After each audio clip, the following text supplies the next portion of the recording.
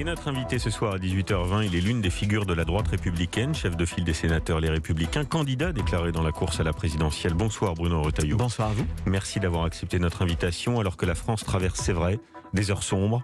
D'abord, votre réaction tout simplement à cette terrible attaque terroriste qui a fait donc 3 morts à Nice. C'est d'abord l'émotion, c'est le recueillement, évidemment pour les victimes, pour leurs familles, pour tous leurs proches, mais c'est aussi la révolte.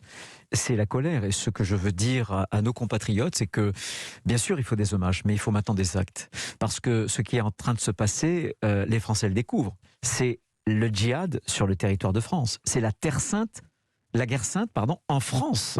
Et il faut prendre les armes qui nous permettront de lutter à la racine contre ce mouvement du totalitarisme islamiste. Vous reprenez dans votre bouche les mots de Marion Maréchal. Vous venez de dire le djihad. C'est ce qu'elle a tweeté aujourd'hui. Bien le djihad sûr. est lancé contre la France. Non, mais le djihad, de tous les spécialistes, de tous les chercheurs, est connu, si vous voulez, comme une des armes du totalitarisme islamiste. Il y en a plusieurs.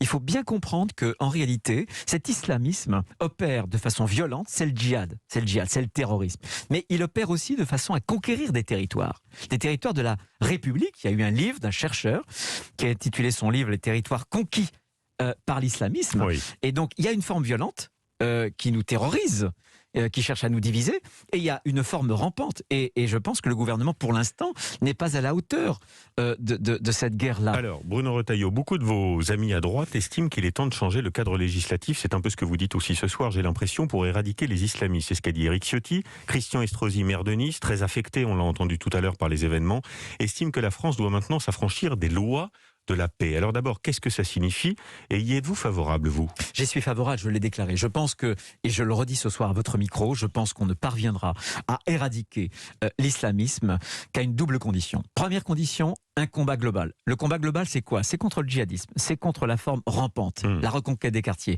Mais c'est aussi contre l'immigration, le désordre migratoire. On le voit bien, c'était encore un Tunisien qui venait, illégal d'ailleurs, qui venait de... Tunisien, on n'en est pas encore sûr. On sait que c'est un migrant qui est arrivé par... Clandestin, mais souvenez-vous, le tueur de Villeurbanne, c'était un Afghan, l'homme au hachoir, c'était un faux mineur pakistanais, et celui qui a décapité... Ça n'était pas le cas de Kouachi, ça n'était pas le cas de tous ces terroristes. Non, mais attendez, il faut être totalement... Si vous voulez me faire dire que le désordre migratoire n'a pas eu un lien avec l'islamisation et le terrorisme, c'est faux. Maintenant, les Français le savent. Donc, moi, je pense que quand je parle de combat global, c'est d'abord contre l'islamisme, contre le désordre migratoire, mais aussi il faut une révolution pénale. Pourquoi? Parce que l'État est empêché d'agir. Vous savez, quand on veut expulser... des migrants clandestins, c'est très très difficile. Les mineurs, par exemple, qu'on appelait isolés, qu'on appelle non accompagnés, c'est très très difficile. Mais Bruno Retailleau, c'est un des aspects de la contre-attaque éventuellement, l'immigration, et je l'entends ce soir dans votre bouche, mais on sait qu'il y a aussi une menace intérieure. Et c'est là-dessus que je voudrais vous entendre. Est-ce que l'arsenal législatif et sécuritaire est suffisant? Que pouvons-nous faire concrètement contre des individus qui sont prêts à tuer, qui sont prêts à mourir en prenant la première arme qui leur tombe sous la main et qui viennent de l'intérieur, qui sont français? Oui, alors il y a une partie qui n'est pas français. Donc ceux-là, il faut les empêcher de rentrer dans les territoires. Et puis ceux qui sont déjà chez nous, qui sont dangereux, qui sont condamnés, on les expulse. Première chose. Les autres, il faudra... Sont étrangers. S'ils sont étrangers, évidemment. Mais malheureusement, ça arrive. Ce que je fais comme proposition, c'est le rétablissement de l'état d'urgence. Vous savez qu'on a beaucoup de mal à fermer des mosquées, pour plus de 6 mois d'ailleurs, quand on est en dehors de l'état d'urgence. Je pense que ces événements de ces dernières semaines devraient nous inciter à rétablir l'état d'urgence pour qu'on puisse aller désislamiser un certain nombre de quartiers. Ça, c'est une proposition. Mais j'ai appelé tout à l'heure le ministère de l'Intérieur, 12 lieux de radicalisation fermés en septembre, 73 lieux en 2020, 250 structures qui posent problème ont été fermées depuis 2018. On ne peut pas dire que rien n'est fait tout de même. Mais il n'y a pas la volonté. Écoutez, la semaine dernière, au Sénat, il y avait un texte justement de lutte contre le terrorisme. Et nous proposions au Sénat une mesure qu'on a votée, c'est-à-dire qu'on puisse former plus facilement les mosquées, mais surtout les lieux qui tournent autour de la mosquée, qui sont des lieux à caractère, par exemple, culturel, des lieux sociaux, parce qu'on sait très bien que l'écosystème travaille et se développe à partir de tous ces lieux. On l'a voté au Sénat, Mais figurez-vous que le gouvernement, sa majorité, n'en a pas voulu. On voulait aussi confisquer les matériels informatiques. On ne nous a pas permis de le voter. Donc il faut une volonté. Je pense que M. Darmanin se balade sur les plateaux, mais en citant des chiffres d'ailleurs sur les expulsions, les 231 expulsions. Le projet de loi contre le séparatisme, ça ne va pas assez loin pour vous? Je pense, d'abord, je l'attends. Je ne peux pas vous dire. Très franchement, je ne peux pas vous dire. Simplement, l'obligation de l'école pour tous dès 3 ans, l'expulsion des imams et la fermeture des mosquées quand ça pose problème. Je pense que, par exemple, sur la scolarisation, c'est une fausse bonne piste. On a proposé, regardez, le Sénat, on a même voté une loi pour interdire le voile dans les sorties scolaires. Voilà. On l'a voté. Le gouvernement s'y est opposé. J'avais, moi, proposé l'interdiction... Mais pardon, vous faites un lien entre le voile et les attentats qu'on vient de connaître? Non, mais je fais un lien sur l'islamisation de nos territoires, sur un certain nombre de signes qui sont des signes de conquête, qui sont des signes d'infériorisation du statut de la femme par rapport à l'homme. Ça crée un contexte.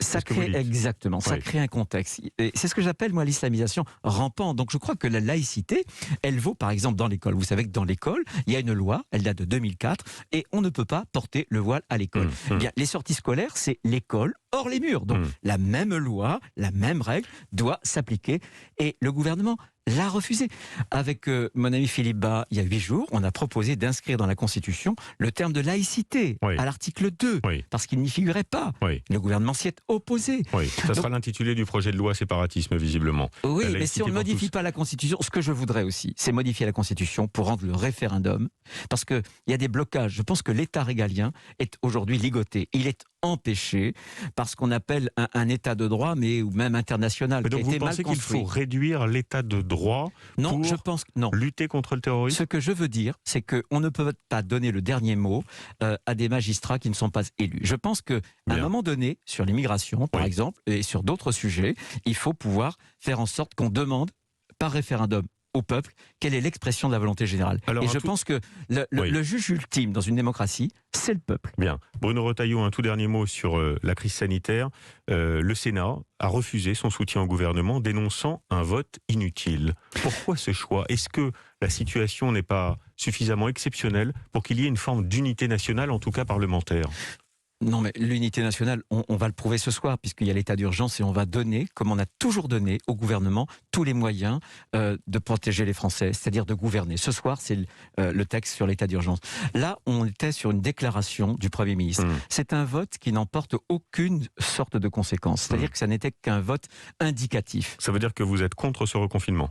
Non, pas du tout. Simplement, j'ai dit au Premier ministre, c'est parce qu'on a loupé 1, le confinement, 2, le déconfinement, 3, le couvre-feu, que désormais les Français vont payer au prix fort par le reconfinement, par la privation de leur liberté, mais aussi par des faillites, par des licenciements. C'est les Français qui vont payer le prix fort des manquements d'anticipation du gouvernement. Donc, à partir du moment, si vous voulez, où le gouvernement nous demandait une sorte de vote de confiance, à partir du moment où le président de la République avait tout décidé... manifester votre opposition. Les écoles, lycées et collèges qui vont rester ouverts, c'est une bonne idée? Je pense que c'est important. Ce que je voudrais, en revanche, c'est que les gens n'aillent pas acheter des livres dans les grandes surfaces, alors qu'on fermerait les librairies de proximité dans leurs rues. Ça n'a aucun sens. On va précipiter. Il y a des queues incroyables ce soir dans les librairies indépendantes. Est-ce que vous faites partie de ceux qui sont favorables? Oui, j'ai signé une tribune qui paraîtra prochainement. Ce que je veux, c'est une équité. Eh bien, écoutez, je ne vois pas pourquoi on concentrerait les Français pour leur consommation, pas seulement pour l'alimentation, mais pour les achats de chaussures, pour les achats par exemple de livres dans les grandes surfaces. On va tout concentrer. Donc on va faire circuler le virus. Et pourquoi on fermerait les commerces de proximité? Il y a une sorte d'inéquité. Et je pense qu'on peut parfaitement, parce qu'il n'y a eu aucune sorte d'étude épidémiologique qui a montré que c'était des foyers de contamination. C'est pas là qu'a lieu la contamination. En revanche, on leur demande d'appliquer strictement, par exemple, des horaires, strictement un certain nombre de conditions de distanciation. Ça, c'est possible. On suivra si cet appel sera entendu par l'exécutif. Merci infiniment, Bruno Retailleau, d'avoir été ce soir notre invité.